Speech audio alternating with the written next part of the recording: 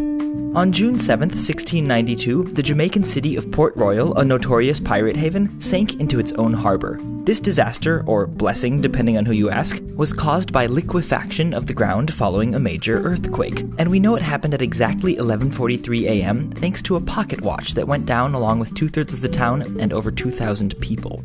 Liquefaction happens when waterlogged loose soil, we call it sand, turns into quicksand, temporarily. If you look closely at sand, you'll realize that it's actually comprised of tons of tiny rocks, and their roundness and roughly uniform size mean there's space between them that can get filled by water. When we step on saturated sand at the water's edge, it's fairly stable because the particles get pushed together and rest on each other, while any excess water escapes by flowing away to where the pressure is lower. We can and do build buildings on wet sandy soil, since the weight of the grains and the friction between them makes the soil behave as a solid most of the time. But in an earthquake, soil particles repeatedly jostle back and forth so much that the water can't flow away.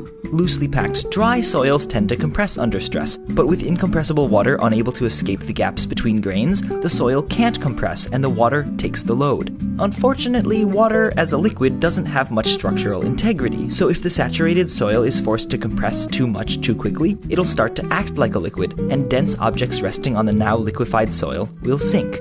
You can experience liquefaction for yourself in the water-soaked sand near the edge of a beach. It feels pretty solid if you stand still, but if you wiggle your feet, the movement causes the sand to liquefy beneath you, and you start sinking.